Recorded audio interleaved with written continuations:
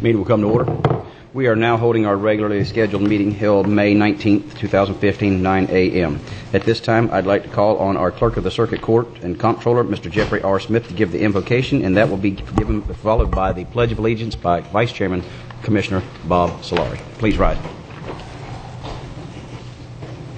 Let us pray.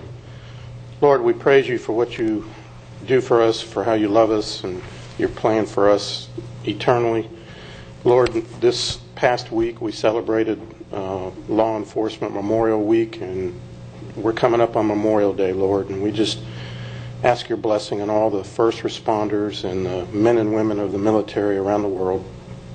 In this day and time of civil unrest, Lord, they're walking targets, and we just ask for your pledge of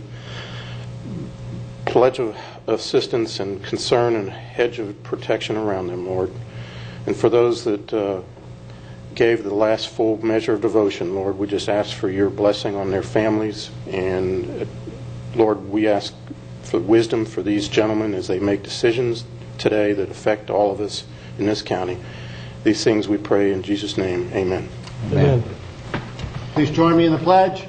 I pledge allegiance to the flag of the United States of America and to the republic for which it stands, one nation, under God, indivisible, with liberty and justice for all. Okay. All right, Commissioners, at this time we have some modifications to the agenda, and I do understand that all these need to have unanimous support, so we'll kind of go through them. We have deleted a proclamation. It's 5A? Yes, sir. 8N, consent, the stilt houses. 13C, the cripple agreement. And 14A, my commissioner's matters.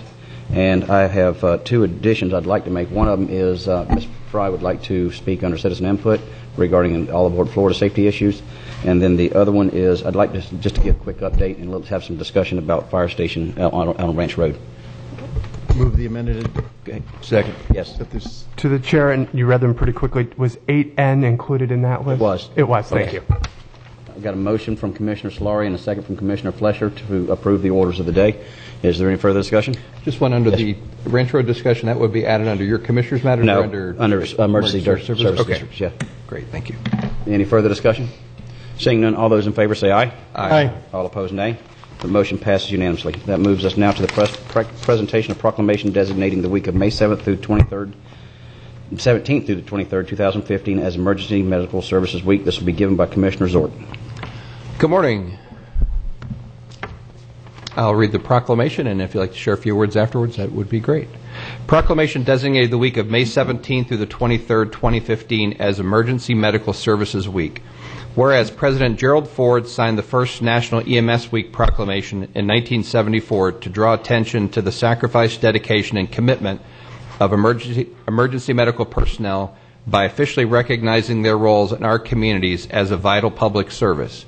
And whereas the members of emergency medical service teams are ready to provide life-saving care to those in need 24 hours a day, 7 days a week. Whereas access to quality emergency care dramatically improves the survival and recovery rate of those who experience sudden illness or injury. Whereas the emergency medical services system of Indian River County consists of first responders, emergency medical technicians, paramedics, firefighters, educators, administrators, emergency nurses, emergency physicians, and many others dedicated to the field. And whereas the members of emergency medical service teams, whether career or volunteer, engage in thousands of hours of specialized training, continuing education to enhance their life-saving skills.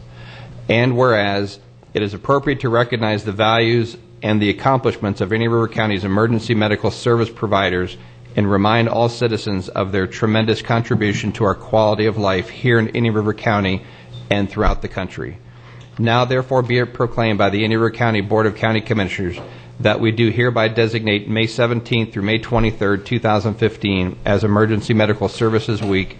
This year's theme, EMS Strong, truly captures the spirit and devotion of our providers, and we encourage the community to recognize our teams by observing this week with appropriate respect and gratitude. We ask that all Indian River County residents honor this occasion by sharing their own strength with our local EMS providers and taking steps to improve individual personal safety and preparedness. Adopted this 19th day of May 2015, signed by all 5 county commissioners. Good morning, Brian. Good morning. Brian Burkeen, Assistant Chief, Indian River County Fire Rescue. And once again, it's my pleasure to stand before you and accept this on behalf of all the fine men and women who work underneath us in Indian River County Fire Rescue. Again, we're making big differences every day. And we're making differences in lives that we touch, and we make a difference in this community every day. Those 24,000 calls that we do a year just go a long way in saying how much our fellow workers appreciate what they do, and they really look forward to coming to work. We stand shoulder to shoulder with those fellow law enforcement officers, our nurses, our physicians, and those helicopter crews to provide what I consider cutting-edge medicine and care on a daily basis. And it's truly those men and women in the field that make us all look good. So, again, on behalf of them, I thank you all very much. Thank you, Brian. Great. Thank you. Hold on. Anyone else? Come on up.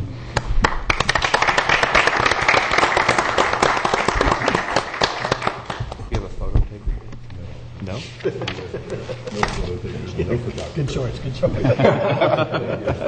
We all know our strengths. He's strong. That moves us to the consent agenda of the... Move approval of minutes? Yeah, minutes, yes. Thank you. Move I'll approval of the second minutes Commissioner from the Flesher's 21st motion. to 2015. A motion from Commissioner Flesher, second from Commissioner O'Brien. And if there's no discussion, we'll proceed to vote. All those in favor say aye. Aye. All opposed, nay. Motion passes unanimously. Anything from information, gentlemen? Seeing none, then we'll move on to the consent agenda. And is there anything you'd like to have considered separately? Mr. Chairman? Yes, sir. I'd like to pull item J. Item J. Okay. Anything else, commissioners? Move as amended. Hold on one second. Is there anybody out there that would like to have something pulled from the consent agenda for discussion or separate vote? Seeing none, we've got a motion to approve the consent agenda from Commissioner Flesher Second. as amended, and I will second that. If there's no further discussion, we'll vote. All those in favor say aye. Aye. All opposed, nay. Motion passes unanimously. Juliet. All right, Commissioner O'Brien, item J, which is the incentive grant for the locally funded resolution for 43rd Avenue. Yes, sir. Thank you, Mr. Chairman. This is an agreement with the county with FDOT to move forward on the right-of-way acquisition for the State Road 60 and 43rd Avenue widening and intersection improvements.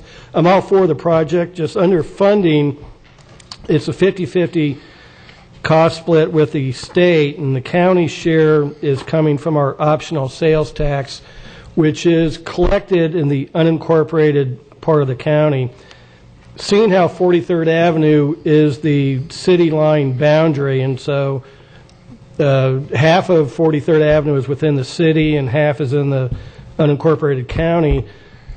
Although I'm not real hopeful, I'd just like to ask staff to send a letter to the city of Vero Beach asking them to participate in the local cost share, since half of this project does fall within the city limits. So with that, I'd just like to go ahead and move approval of staff recommendation with the addition of sending a letter to the city requesting that they help participate in the local cost share. And I'll second that, but I tell you what, let's do instead of just wasting the stamp, either do an email or I'll hand deliver it so we're not wasting 44 cents. It's 46 cents. Yeah. We also do that in Emergency Services District because really we use optional sales tax for a lot of their infrastructure. We should maybe ask the city to contribute there too. Yeah, and there really is unicorns. Because Well, I just think, the city does collect the optional sales tax within the city, and they also get their share of the gas tax, so it only seems fair and appropriate if they would help cost share in a road that's half in the city.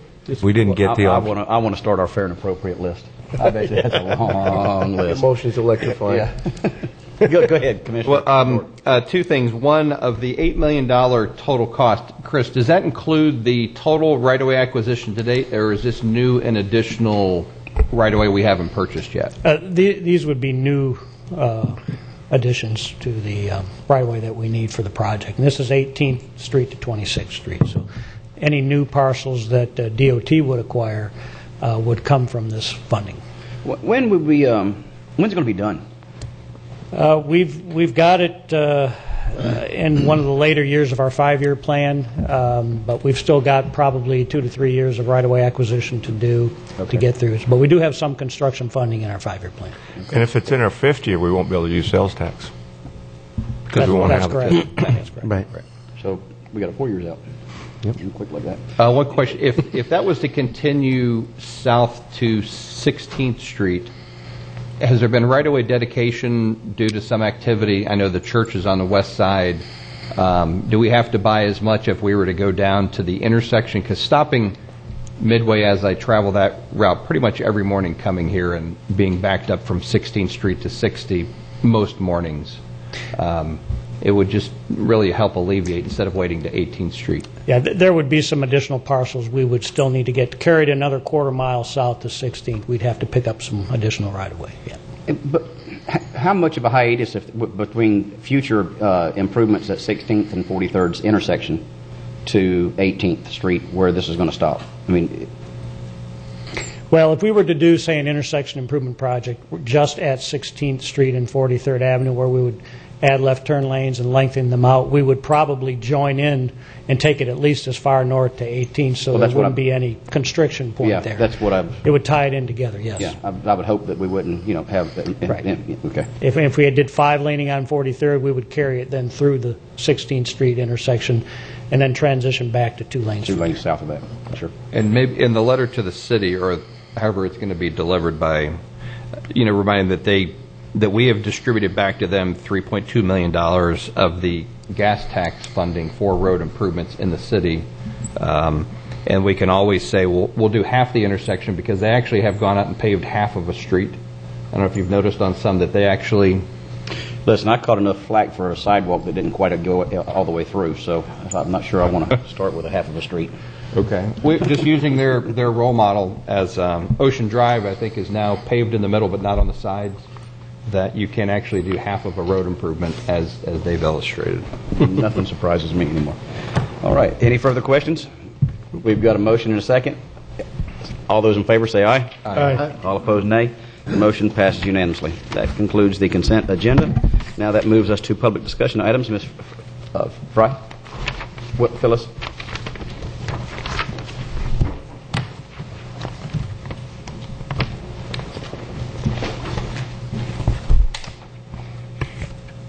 Scott can pick that up on the camera somehow. Probably, yeah.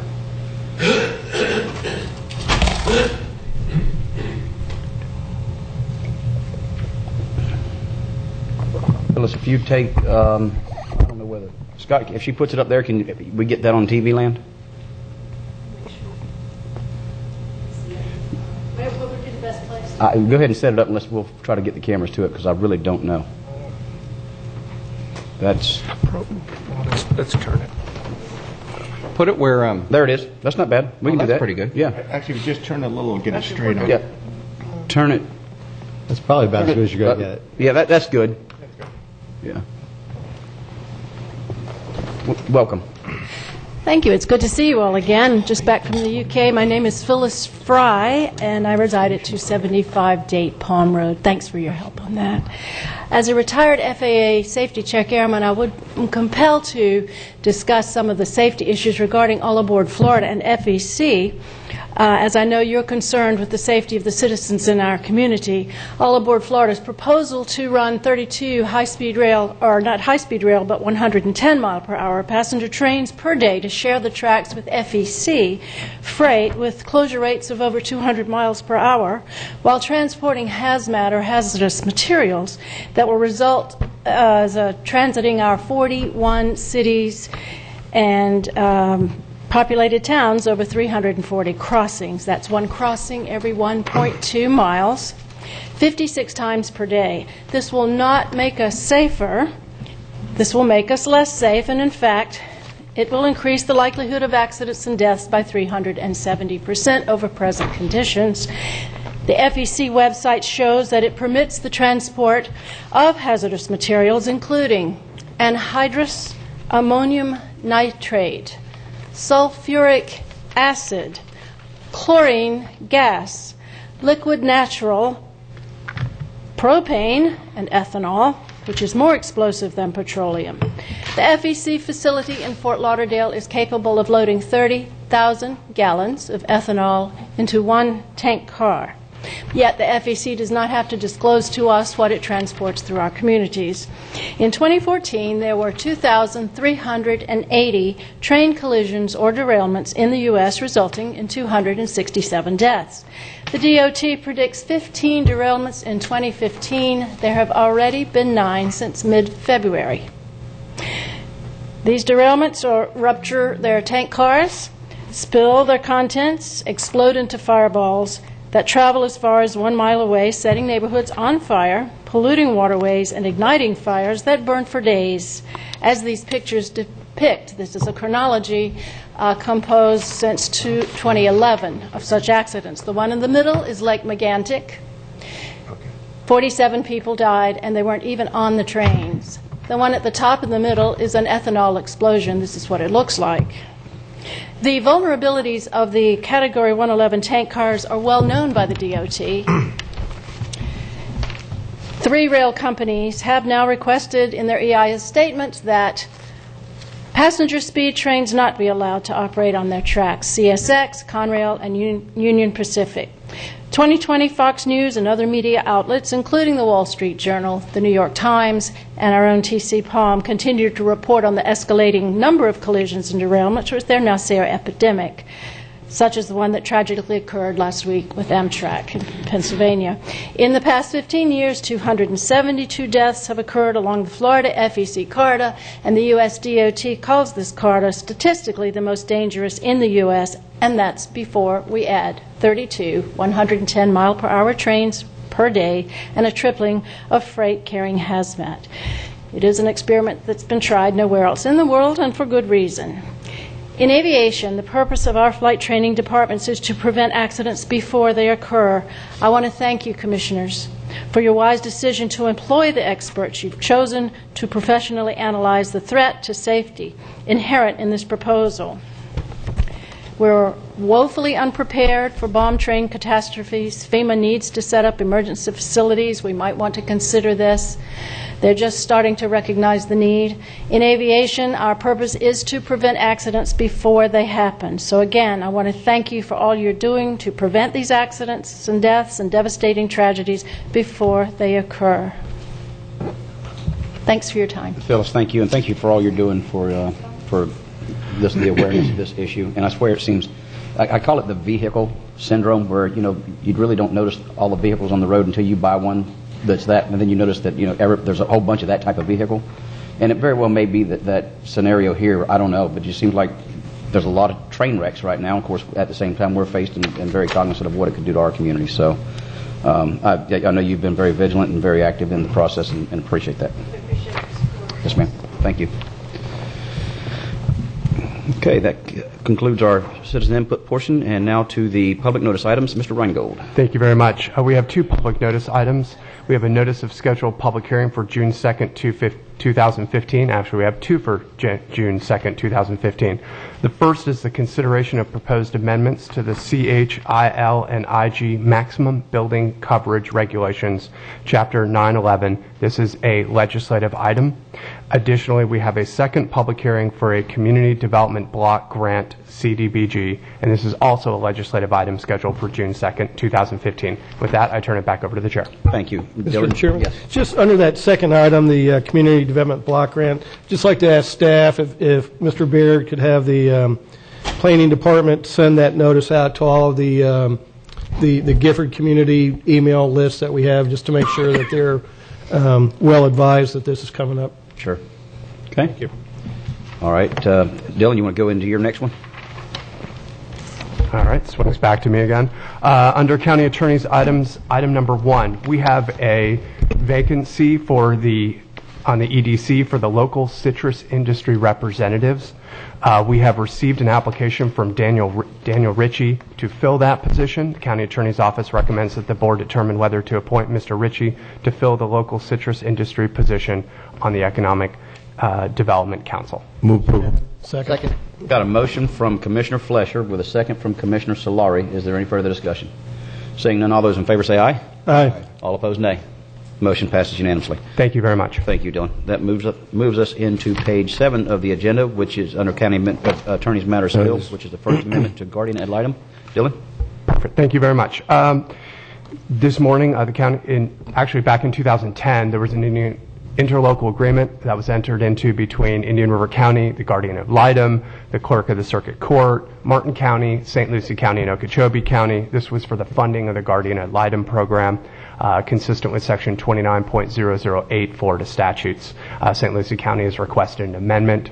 We've worked closely with St. Lucie County and Martin County, Okeechobee, and also with the guardian ad litem program for an amendment to this. I present the amendment today. Essentially, the amendment allows for the administrative costs, or St. Lucie County's administrative costs to be reimbursed, consistent with the St. Lucie County cost allocation program, which has been already approved. It also just clarifies that the ILA will be essentially operated consistent with Florida statutes 29.008, which is the guardian ad litem program funding or court-related funding.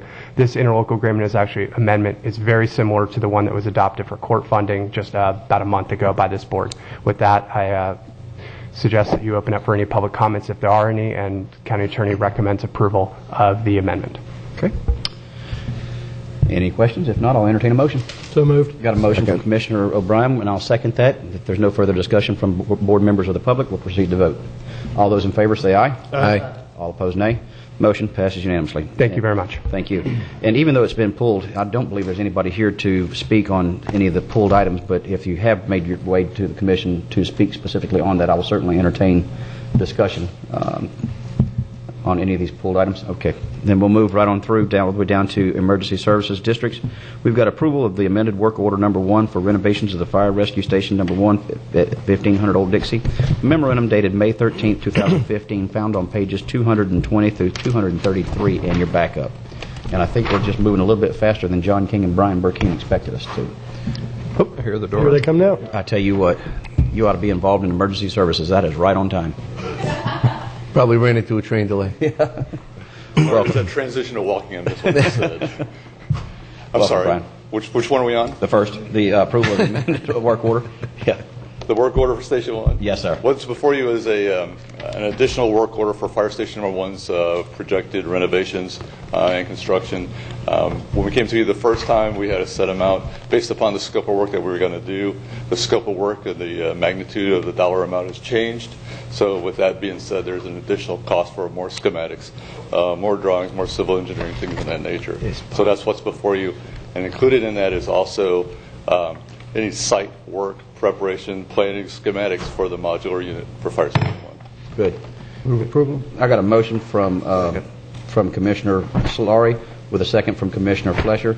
And is it under discussion? Yes, Commissioner Zork. If this is adding additional scope of work, well, then that'd have to go as a change order cost amount to the contractor to add whatever they add to the schematics and the design work, and then there'll be a change order from the contractor to follow? From Barth, no. No. What we have before us, but he'll have change orders between him and his subs. Correct. But so we may see a cost effect follow up. You know, if we're changing the plans, that may be not how they bid it, and that would.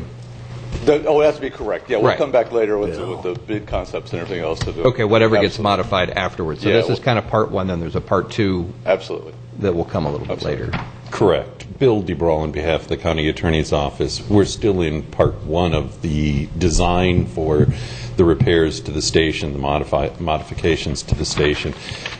What we have done is, instead of just having all of part 1 done up front, we've done a series of work orders where we've been able to identify what we want the various tasks to be completed, so that we can, progress accordingly. And that's what we're doing here. We issued one work order. We've discovered that we want to add additional tasks. We're just amending that work order instead of creating a new one. And just specifically as we move forward with these commissioners, I want to make sure that, Joe, what is the limit that you can authorize without board approval? Well, you gave me a 200,000. My understanding is now On this item. on this item I can and I'm willing to take some risk and come back after the fact to get things signed. It's not a problem. I understand. Yeah, and I just want to make sure that we're on the consensus 250, that in the event that there needs to be something, I don't want to wait for board approval necessarily on something that is common sense that you know that we're going to approve to begin with. That you're not meeting on the last Tuesday of the month. As we come into this, that's just a substantial delay that doesn't need to take place. So, just by general consensus on that, Joe. Commissioners, any other questions? Just, I know we approved the 200,000, and I thought that was that a blanket approval, or was that just for the modular units? For the modular units. Okay, Well, so we've we want already- to just formalize this and up the I think if authority you gave me now another for more- 200,000, that would settle a lot of it. All right. And if we do end up purchasing a piece of land, then obviously we'll have the contract contingent upon board approval, like we always do. But we can at least move forward with it. Yeah, and if it does just so happen, I wouldn't mind calling something special as far as a special call meeting in the event that we have to. All it takes is three of us to have a quorum. I know that people have some plans here with graduation and everything. I'm even going to be out of town, by the way, just to let everybody know. The second meeting in June, I'll be moving my daughter to school, so I'm going to be not here. So, Congratulations. Well, thanks. And condolences. Yeah, exactly. But with that said, yeah, I think if I could move the 200,000, I would. I'll go ahead and move that we authorize the county administrator to make expenditures up to 200,000 related to fire station improvements. Okay. Which is kind of a blanket. Second. I got a motion from Commissioner O'Brien, the second from Commissioner Solari. Now, Commissioner Fletcher. I thought we had upped it to $250,000. I thought it was 250 also. Yes, I believe I made the motion. You seconded. We're pretty close to that now. When you add up both the stations and the other things I've had to sign, I'm fairly close to that right now. And I was concerned that it was going to be close, and if they did not want to have it to come back for that reason, there might be some absences, and if it's up until August, we don't have many meetings. Sure. I think it was about 250. Yep. Let's go ahead and dispose of this motion. Sure. So all those in favor of the motion of another 200 signify with aye. Aye. All opposed, nay. Motion passes unanimously. Okay, now we still have this on the floor. I don't think we have a motion for this, do we? No, we do. So Commissioner Solari and then Commissioner Fleischer. Okay. All right. Is there any further discussion? Anybody from the public wish to speak? Seeing none, all those in favor of the Special Districts and Board A1 signify with aye. Aye. Aye. All opposed, nay. The motion passes unanimously. Now, Brian, don't go anywhere. Just real quick on to talk a little bit about the Ranch Road situation. I understand we're in negotiations or getting close to it and having meetings and that kind of stuff, and so I understand some of this maybe need to be kept confidential, but been very busy over the past 5 days, I would say, just going to community events. Out there seeing people, everything from the 4-H cocktail party to the Pioneer families to the Beachland Elementary PTA auction to church kind of thing. And so getting a lot of feedback from the community about, and people are kind of seeing what I'm seeing as far as getting concerned a little bit about the speed at which we're moving forward with something for the Ranch Road facility. Give us some kind of update that you can on that, and then I'd like to share some of my thoughts after visiting the station yesterday. Just kind of go backwards back to impasse. When you guys directed us to move forward immediately, purchasing started right away trying to find us the temporary housing that was identified in order to meet the requirements. That temporary housing has to meet code. It's a commercial dormitory, so it has to have special provisions inside it to include indoor sprinklers for fire protection, wind ratings, things of that nature. Those just don't sit on lots anywhere. Purchasing was able to narrow it down to just a couple of vendors that are able to provide those type of modular units to us. We sat as a group with us purchasing, fire prevention, and the building department just to make sure we came to a consensus of what was the easiest way to get through there in the most expeditious way. We met, we decided, we entered into negotiations with the company. We came back with a maximum price for those units, and we moved forward in getting a purchase order moved for them, and they're in the process of being built as we speak. Right now, our anticipated delivery date is somewhere in the first or second week of June as they're built and they come off the lot. In relation to the Ranch Road issue, we have entertained some discussions with several different property owners out west of town to try to come up with a suitable piece of property. Several of those have fallen through. Some are just exuberant in their price amounts. And it'd be ridiculous to come back to you with those kind of purchase ideas. We did find a commercial node out west of town that is currently already got the utilities ran, the water, sewer, FPL, things of that nature, and we're in negotiations with them on a lease at this point in time with possibly a option to purchase down the road. As of late yesterday, the realty group that we're meeting with is meeting with the landowner again today to come up with finalizing numbers for us for a short-term lease, long-term lease, and possible purchase price. That sounds great. I stopped by Station 7 yesterday, and just in thinking out loud and trying to examine this, we clearly, everybody's on board with moving that station because it's just about in the wrong spot as the growth is. So we get that, and we get the vision of being west of 95 and the significance of that for the big scheme of things. However, in looking at it, and I would almost like for us to keep in mind as a parallel track, not knowing where these negotiations can go as we move forward, but the dimensions of the modular units is 60 feet by 24. So, and in looking at that yesterday, it appears to me that the actual garage part of Station 7 can be a standalone built structure. And I know that we're constrained out there due to the square footage of the land, but to go in there, remove the everything except for the garage, where the units, the fire truck and the box is stationed, and then perhaps put the unit, our modular unit there. A, it's something short term. B, it's something we're going to tear down anyway. C, it might make it so that we don't need quite as much land to purchase or to lease somewhere else, and it could be a short term solution to a long term problem to help bridge the gap until we can do something permanent as a purchase for a piece of property out west of town. And so I guess really, Commissioners, what I'm kind of floating here is just the idea out is not can we utilize the old Station Number 7's footprint, but how can we? In the event that we have to, I'd like to know. Okay, demolish what we need to right there, leave the structure there, put the modular unit, and go ahead and move forward. And speaking with the guys yesterday, another thing that's very significant that I kind of you think about, but you have an aha moment, was the communications needs. That's and that infrastructure is already there, and so I'd like to throw that out for some discussions, because this is one out of Station 7. It just doesn't seem to be moving as fast as any of us would like, and basically it's due to the fact that we're A, moving the station, and B, we just don't have the space there. And so I'd like to share that and get y'all's thoughts, Commissioners. And I think that's an excellent idea. I realize that it's more or less a rural environment there, but you do have a certain amount of walk-ins. People in the community know where the fire station is now, and they're going to go through a transition with a new fire station. Why make several transitions?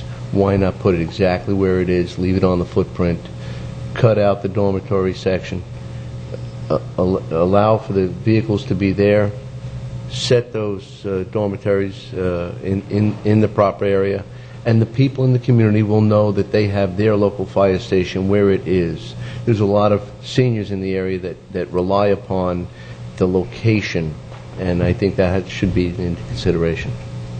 And gentlemen, I'm not saying stop the direction you're going. I'm just saying leave every card on the table. And this is just one of them that I didn't really think of until I had the opportunity to just kind of walk around the facility yesterday. And I'm no engineer, but I can tell you right now, we'll meet with some of the people and we'll get their consensus on what the feasibility of that actually is. Okay, yeah, and it would, and I know that again, it might fit very well as we build the new station, to have it housed totally separate than off-site, because it's going to be difficult to locate something, I would think, on a site where you're going to be building, because then you'll be working around that the entire time. It might cause us, again, like I said earlier, have to have a larger footprint, because A, we need a temporary site for a permanent locate, and then a permanent location all at the same site. And it very well just may be easier just to go ahead and temporary, 82nd, and permanent wherever you're talking about, and that way have that clean transition whenever we get to that point. I promise you we'll enter that discussion. Also want to bring up the station planning discussion and some other fire-related items at the June meeting of where should some of these places be. So if I don't want to mislead a property owner that it may be the right spot, where you're looking at, but we are going to have those discussions on that day. And on the idea of putting the modular on the 82nd Avenue site, I know we can't purposely grant ourselves a waiver of rules, but I think in some cases when it's the public benefit and we're providing fire protection, I think we can get pretty creative. But in looking at the size of the modular, the problem is where do we put the staff transition cars? Where do they park? I know we have some county vehicles that park there because of their equipment. Like I think we leave the graders can park there or something on the side. I got a great idea. We could just fine ourselves for the code violation, hire Lewis Barton to see how long he can drag it out on our behalf. But I think either across the street, the Life for Youth has plenty of huge parking right across the street in front of it. They would just have to walk across. Or we do a short-term quick milling extension of 12th Street to the west past the station, do a quick millings extension to get some parallel parking on 12th, because it's basically, that road's not dead end, 12th Street, is it? It does go through. Yep. Right. And just come up with some... Grading, by the way, after yesterday, I know it needs grading, yes. That's your district. A creative solution and put it there, because you're right, water's there, sewer's there, or whatever, how we deal with wastewater there, the communications are there, the bay for the apparatus is there, and then lock the doors to the residential portion and have the guys, or the staff move into the modular. It physically fits, but you have to be creative in where do we put the parking and coming up with a short-term use. But Life for Youth has 200 acres right across the street, and I haven't spoken with them, but I wouldn't see why they wouldn't entertain helping us with a parking issue, since they have plenty of room for parking. This would just give us the perfect opportunity to go directly into a build for an out west station, if we could do what I'm talking about there. And after seeing it again, Brian, I concur. I'm not an engineer, but just looking at that, it looked like it's just two separate buildings held together with some stucco in between the two walls, I think.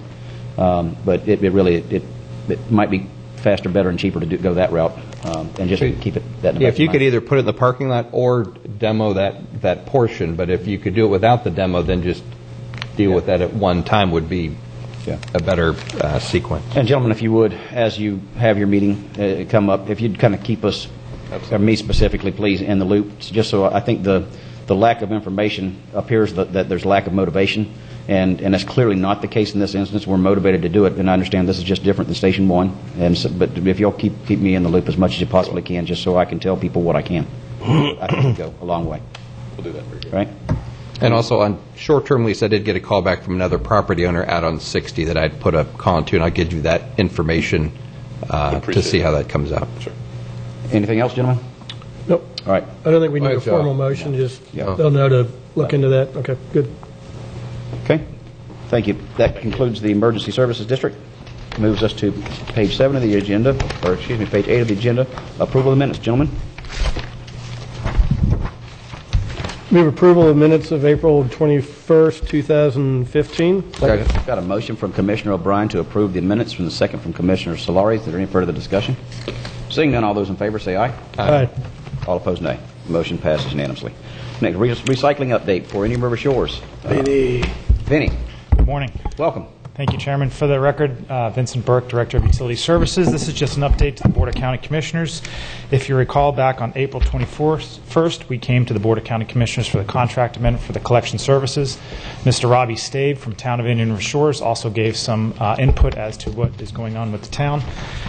Then members of SWID staff, Himanshu and myself, and Mr. Reingold also attended a Town of Indian River Shores meeting on the 23rd, as well as the county administrator, to listen to some of the concerns that the town had.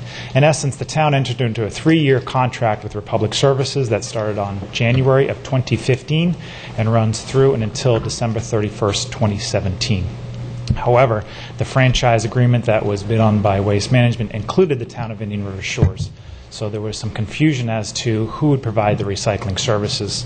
Attached to your agenda packet on page 236 is the letter from Mr. Robbie Stabe that outlines, in essence, the conversation that the town manager had with Republic Services as far as their intent to continue that relationship with Treasure Coast Refuse, i.e. Republic Services, for both the garbage and recycling services within the town of Indian River Shores. So we just wanted to bring it to staff wanted to bring it to the board's attention that certainly there is an issue of concern that we had brought to the board. We talked to the town of Indian River Shores, said that we are willing to work with you, and certainly we're looking for some board direction. There's a couple things here that we wanted to outline. At the time that the agenda was written, we thought that there was going to be more of an in-depth analysis and or presentation by the town manager, but through email contact with the county attorney, the town manager said that simply there will be an announcement on Thursday, this Thursday, to go over what was memorialized in the letter to the county, which is to continue services. The town would continue services for both the garbage and recycling services. But with that being said, staff just wanted to bring up some of the concerns that we had. In essence, we feel like the town of Indian River Shores is trying to break apart the interlocal agreement. Certainly they haven't written us a letter that terminates that, but they certainly want to modify that. We would have to work with their county attorney in order to modify that. But there's some concern that if the town were to do this, potentially there'd be other folks, perhaps the city of Vero Beach or the town of Orchid or even Fellsmere, that would try to get out of the interlocal agreement. The county has worked very hard to create a cohesive recycling program that goes back all the way to the 1992-1993 interlocal agreements. And as mentioned in the backup agenda on page 235, I think some of these ILAs are outdated and need to be updated. So certainly there's a 90-day out clause from year to year that really prohibits us from making long-term decisions. Item number 4 today is going to be talking about some of those long-term decisions. But nobody in their right mind is going to want to come in here and partner with the county if there's a simple 90-day out clause that allows any of these municipalities to get out and perhaps divert some of their recycling services. So what we're in essence saying is to take a holistic view of the interlocal agreements. The town of Indian River Shores is a microcosm, if you will. We're certainly willing to be able to work with them on their issue. But I believe we wanted to make the board aware that there's additional issues with respect to the interlocal agreements that certainly need to be updated and strengthened as we move forward. And I respect what you're saying there, but as we go into these, keep in mind that Indian River Shores residents are county residents, and I don't mean to state the obvious there, but we've got enough conflict resolution processes going on right now to start with recycling. So, yes. I'm a little confused on one thing. I thought, Vinny, from the start of this, we knew that we had to change the interlocal agreements. We do. Okay, but you keep on bringing up the idea that this might impact the existing interlocal agreements. So do you need any direction from the board to say, we understand that the world has changed since these first interlocal agreements were done, and they need to be modified, and you need to go ahead and, based on the work that's been done in the last basically year and a half, go ahead and modify them? That would certainly help. We have been working behind the scenes to create some draft ILAs that we would like to bring to the board for and this approval. is no surprise I know from the meetings you had with different members of the different municipalities, this is no surprise to them because, as I understand it, in every conversation you had with them, you brought up the interlocal agreements and the fact that they were basically obsolete. Yeah. So I think that the Solid Waste Disposal District has done an awful lot of work, particularly with the 2014 Waste Management Update and the other stuff, and that if I'd be happy to make a motion to direct the Solid Waste Disposal District to begin the process of totally redoing the interlocal agreements to reflect the 2014 Waste Management Update, all the other work that's been done with the franchise agreement, keeping in mind the 75 and 5 mandate that we have from the state of Florida. Is there anything else that you might need or anything else that's not clear? And just to modify the existing ILA with the town of Indian River Shores now, which may be a little different than some of the other municipality ILAs. And that's fine, and I don't think that's particularly material, and it'll avoid any problem that the chairman has said he would like to avoid with the shore. So I'll make that in the form of a motion. Got a motion from Commissioner Solari and a second from Commissioner Flesher. Any further discussion or anybody from the public wish to address the issue? Yes, Bob.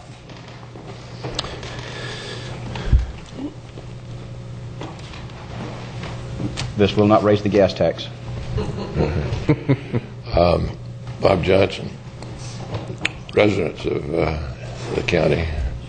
My wife and I went over to pay our Republic trash bill the other day, and we found out that over 50 of the Republic employees are losing their jobs, local residents, because of this contract merger. And I'm wondering what impact the Republic contract has on this contract modification. I don't think you can come up out of the blue and delete some provision where Republic is involved in Indian River and Shores collection. You are changing the service of the county residents. So I think we need to make sure that we're really careful. I mean, the unincorporated residents are already losing some of their service as a result of this merger.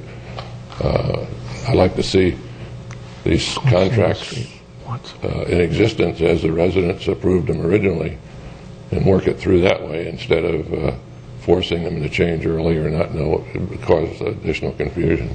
Thank you very much. Thank you, Bob.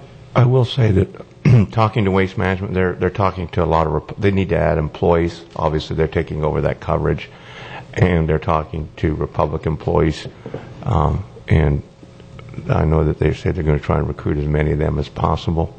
Also, we're not reducing service, we're going to single stream, and we're actually trying to make it easier on the residents so they all throw it in one rather than have to separate it, and hopefully that'll get our percentages up for recycling. Okay. Vinny? That's a great point. Waste Management has already put the job posting online. We met with them yesterday as part of the 30-day transition plan, so I think we're also probably going to put a notice out at the landfill just to say, now hiring kind of thing, so all the folks who are working for Republic would have an opportunity to apply for. I believe it's going to be 18 additional jobs, drivers that are going to be necessary once the contract starts October 1st. And also the customers out there, subscription rate went down considerably, so there's a whole huge saving for consumers. Our public out there and commercial went down 8%. So that's what it was achieved by going out on this bid. Okay. I just want to bring up one other caveat, which is on page 234, item number 3.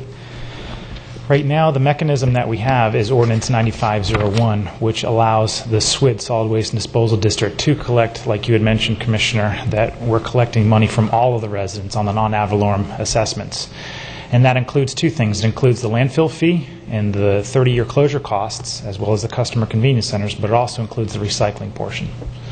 If the town of Indian River Shores has a separate contract with Republic Services, we would in essence be trying to collect money that would normally have been paid for that franchise award winner, which would have been Waste Management October 1st. But if Waste Management is unable to or not able to provide those services to the town, we just have to work with our budget office in the town on how we would collect that money and in essence pay two separate folks. In order to simplify that, we have a mechanism to collect the money and pay our franchisee.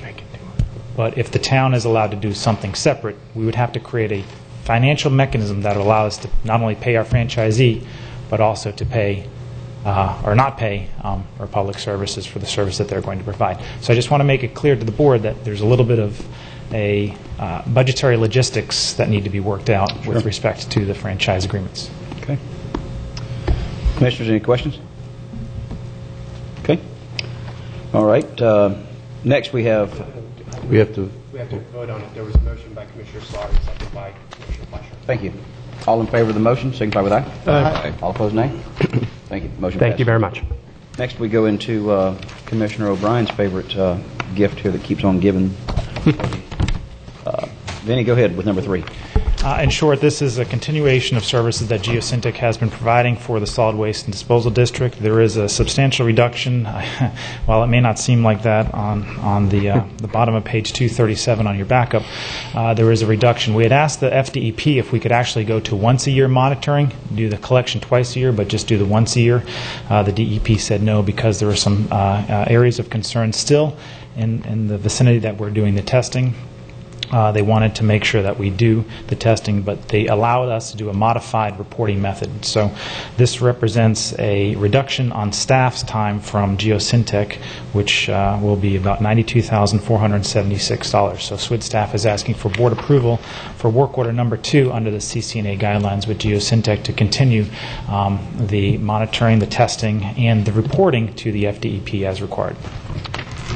And, Mr. Chairman, if I might, just because I think some of this is confusing to some of the public some of the times, this is for the underground plume, which we've been dealing with for a number of years, haven't found any additional problems, as opposed to the more recent testing of the basically surface area of the old Gifford landfill, which we're doing to see if the land is safe to be used for some alternative use in the near future. Which is the next item. Yes. Yeah.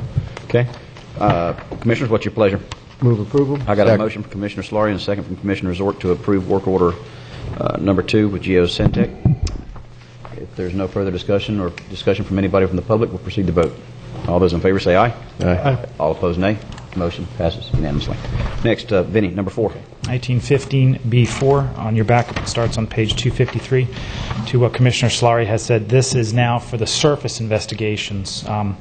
We did a 2-part investigation. One was through some grant monies through US EPA, through a site license permission, through Treasure Coast Regional Planning Council, and then the follow-up was a $81,079 investment by the Solid Waste Board to do the final portion of it. That's for the total 55 acres. We presented some of that information not only to the board on March 3rd, but the night before on March 2nd to the Gifford Progressive Civic League. We brought a toxicologist. We brought our chief engineer to address the report findings, to summarize the 2-part investigations that were done, and also to answer some of the community concerns. So based upon the board presentation the next day on March 3rd, there was direction by the board to reach out to the City of Vero Beach, which we have done, as well as to the FDEP to find out what the regulatory requirements would be, if possible, based upon the findings. Again, this is for the surface. This is for the 0 to 2 foot below to make sure that we had adequate cover, to make sure there was no landfill gas issues that could be a concern, and to look at potential recreation repurposing of the site. So for that additional investment of staff time with FDEP to set the meetings and to address additional questions, we're asking for a $4,971 change order, amendment number 1 to work order number 10. If there's any questions that you have to ask. Got a motion from Commissioner Flesher, and I'll second that. And for discussion, Commissioner Solari. Yeah, I'd just like to further on something Vinnie said about we met with the City of Vero Beach, particularly or specifically Eric Menger and Bob Bolton, and the discussion there I thought went very well. But just so the public knows, it doesn't appear to me, and Vinnie, you can correct me if you got a different impression, that the City of Vero Beach which has 60 acres of the old Gifford landfill behind the 55 acres that the county has, that at this time they have any real interest in doing anything with their property. They're basically got a 20-year plan going, and it has no real place in their 20-year plan. So I just want to bring that to the public's attention. Okay. One other question. Yes, go ahead. Vinnie, you had mentioned that this would be for reclamation to get it to a recreational purpose use, or could it also be used for anything non-recreational? It could be used for some non-recreational, but there'd be other concerns, especially if you had covered areas. In essence, if you had a restroom facility that was almost like an enclosed space, you would have to make sure you'd have mitigation factors so you don't have the accumulation of the landfill gas that potentially could accumulate.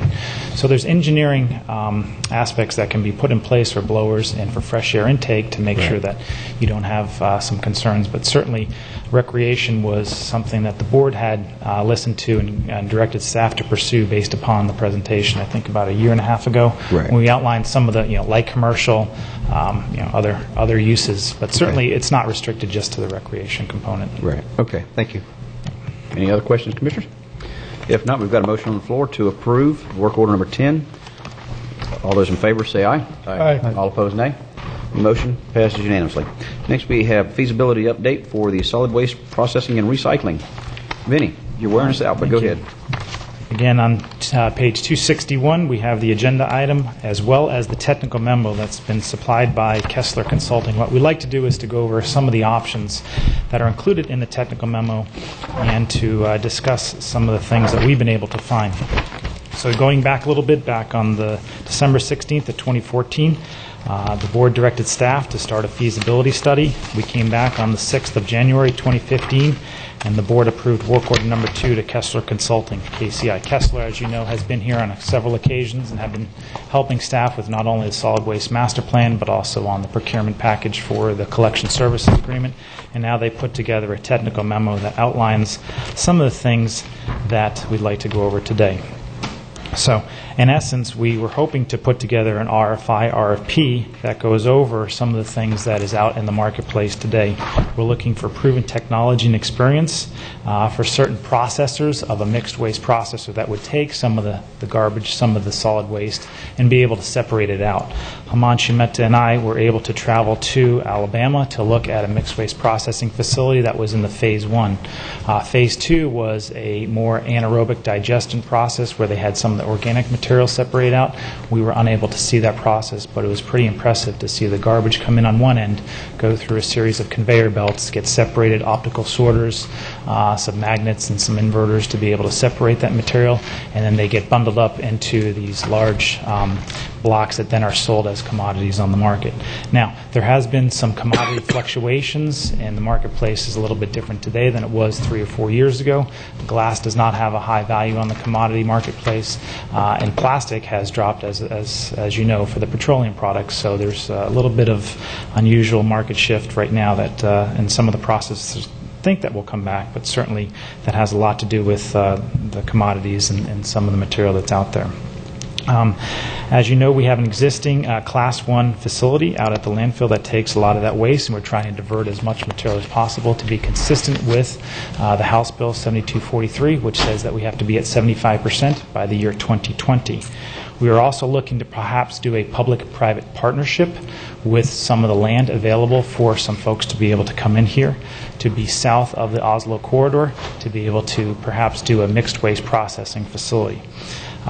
In addition to that, there is also some interest from some of the folks to do some biosolids or some composting. Certainly, INEOS has a 20-year agreement with solid waste to be able to take the vegetative material, but there's an opportunity for some of the nitrogen and carbon in that material to be mixed with either biosolids and perhaps some other organics that might be separated in the mixed waste processor to be able to do some maybe fertilizer or some organic compost that could be used instead of some of the synthetic fertilizers. So there is interest out there. We have been guided by Kessler to say that not only are there mixed waste processing facilities in Alabama, but there are some that are being looked at in the north part of Florida. That would be something that we'd reach out to some of the major players, including Republic Services and Waste Management, and like a Cal Mowitz for his facility, Infinitus Energy, up in Montgomery, Alabama, to be able to tell them that we have so many tons. One of the things that we certainly want to be able to confirm from the board is that if necessary, there's potential that we might have to bring in some out-of-county waste to meet the minimum requirements in order to have X number of tons to be supplied to these folks. So that's something that certainly we want to confirm if the board is willing to take a look at that as part of that process. Secondarily, we want to make sure that, and you can see on page 268 some of the tons that are going into the Class 1 landfill. It talks about the MSW, which is municipal solid waste. We talk about the C&D, the construction and demolition. Wall-E is in the process of opening up across the street, so I think there might be some opportunities to partner with Wall-E to be able to divert some of that material that we're currently paying for public services to dispose of in our Class 1 landfill. It talks about our processed sludge, about 8.5 tons or so. Synagro, a company that does business not only with the City of Vero Beach, but Fort Pierce Utility Authorities and that in River County, is very interested in trying to create a regional center where there might be a biosolids component. Himanshu Mehta and I traveled across the state to look at a very impressive operation that was funded by Synagro. They put up the structures, they put up the dollars. It was a 20-year agreement that's in essence taking some of the biosolids material, keeping it from going to the landfill, mixing it with vegetative waste, letting thermogenic influences allow the bacteria and some of the vector pathogens to break down, and then they sell that as a commodity. And Synagro does all of the handling of that, all of the logistics of setting up who purchases it for some of that material, who delivers it and such. So Synagro is very interested. They would be a part of this component as well. Okay. So in essence, we have three main factors. You have the mixed waste processing that we talked about. We have the C&D diversion, that are concrete and demolition, and you have the organics, biosolids portion of this that we would combine in an RFI to be able to put out into the street. We put together an evaluation criteria that is not unlike what we had for the RFP. That's on page 269, looking out of a possible maximum 100 points. Things like corporate and managerial operational experience, proven technology, so that's not just a pilot project that would be here in Indian River County, but there's proven technology, and they've been able to do this in other places, as well as their technical approach for about a quarter of the points. The waste diversion potential, not only now but in the future, as well as the financial proposal and what the partners are willing to bring to the table. So like the RFP process, there would have to be a selection committee to be able to look at the criteria, to be able to objectively rank some of the proposals that would be coming in. And lastly, we have a tentative timeline. I know that this board had wanted to find out if the RFI was possible before we made the decision to go to single stream for some of the carts and the purchases, but unfortunately the time has not allowed us to do that. But you can see where we developed the RFI in the summer months of June and July, put that onto the street, and hopefully have something back towards the end of the year so that we can come to the board with the summary of findings to outline some of the potential interests first of next year, January 2016. So that's a rough timeline. There's a lot of information, and certainly we are available to answer any questions that the board may have with respect to this RFI. Commissioner Two. One, in kind of taking one step back, are we also looking at if we bulk transported our waste to a other adjoining county facility that might take our waste? It wouldn't be part of the RFI, but just when running the numbers, we're going to know what this would cost us after we pick somebody. But if I know Brevard and St. Lucie's facilities both have considerable excess capacity to take, adjoining waste into it, just to have a comparison. If we do our own, it's going to cost us X. If we ship it somewhere else, that costs us X. You have a comparison between the two. We have not, but that's a good point. We can certainly look at bringing the material to the landfill right now, and then having a mechanism and a way to be able to load those into some of the larger trailers, and then perhaps bring it to Okeechobee or some other, and to see what those rates would be. And we can certainly run the numbers based upon our 2014 tons that go into the landfill and get some numbers. So we'll include that. I think that would just give us an idea of this is what it's going to cost if we do it ourselves, and this is what it would cost us if we shipped it to somebody else's adjoining facility. Secondly, depending on how things go in the future, the old juvenile justice jail site didn't sell again. Is with the Oslo interchange being proposed, I wouldn't necessarily.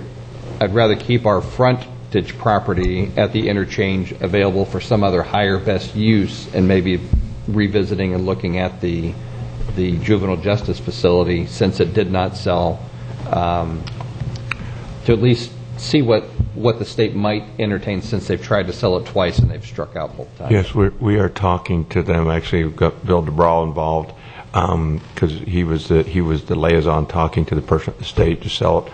We're talking to see if they're going to rebid it without a minimum, if they'd be willing to sit down and negotiate.